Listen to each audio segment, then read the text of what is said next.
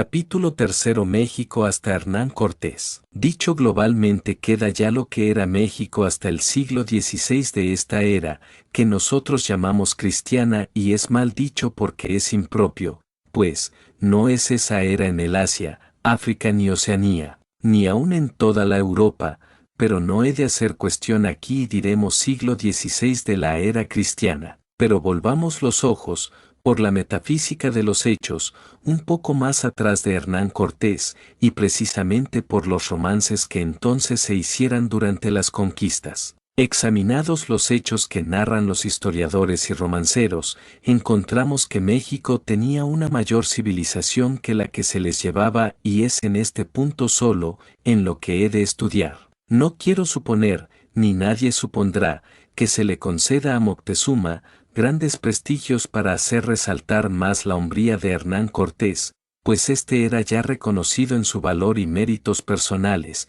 y por lo tanto, Moctezuma era prestigioso y buen emperador con su régimen, que no se ha conformado México en perder, y no quiere perderlo hoy, porque es mejor el régimen comunal, aunque sea solo colectivo, que el de la propiedad privada, que es la causa segunda de las guerras, porque la primera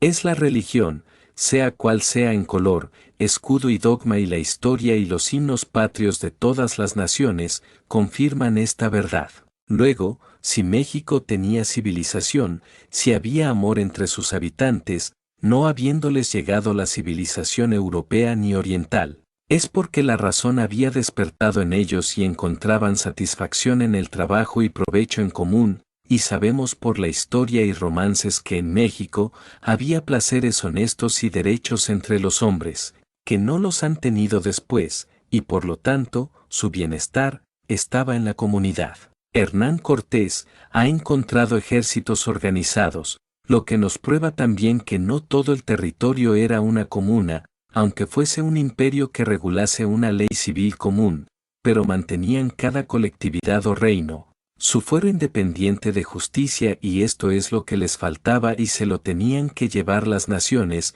que ya habían pasado por ese tamiz del fino sedazo en el que se prepara la harina de primera para hacer el pan de flor, que es la justicia en que todo hombre de progreso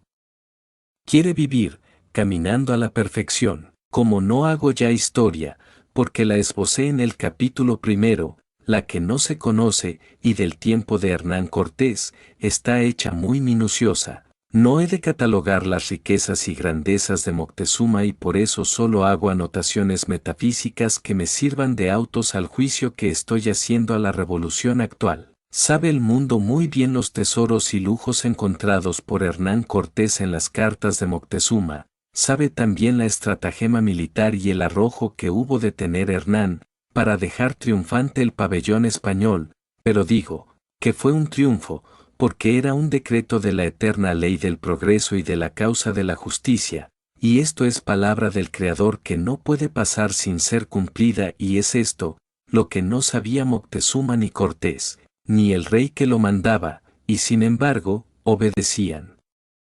todos a la justicia del autor de los mundos. ¿Qué había de ganar España en lo material con aquellas ni otras conquistas?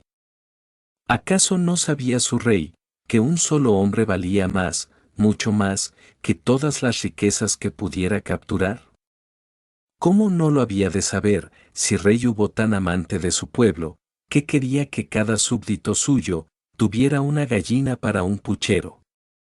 Pues a pesar de ese amor, los mandaba a la guerra y la conquista, y aquí, ninguno que no estudie la metafísica de los hechos, no puede ver la inflexible ley que los empujaba, porque es decreto eterno e invariable, que todos los hombres y todos los territorios han de pasar fatalmente por todos los dientes del engranaje complicado del mecanismo universal, como dije en el prefacio, hasta por el crimen, del que nadie se ha liberado en su vida continuada. Todo eso, ya hoy lo sabe y lo comprende toda la ciencia. Lo que no sabía, aunque lo presiente, es lo que dejo atrás dicho de la formación de México y las Américas, por cuya causa, es muy nuevo este continente y esta juventud, nos pone ahora en un grave compromiso, para poder asentar en firme una tan rapidísima evolución como hemos anotado en estas tierras. Es en verdad peliagudo este punto, cuando la geología en su frialdad nos marca larguísimas etapas para las evoluciones de las sociedades y está en pugna con lo que yo estoy sosteniendo sobre México y con él, toda la América. Más recordar que no he hecho nacer a México en este hundimiento de la Atlántida, sino agrandarlo y reunirse todos los aislados en sus pequeñas colonias de muchos millones de siglos atrás, y esto quiere decir que como todos los habitantes de los grandes continentes, habían pasado las naturales evoluciones de la infancia, y por lo tanto, habían depurado la parte que les correspondía, de acuerdo con su pequeñez numérica. Y así eran tan adelantados en su desarrollo de ley, como los que recibieron,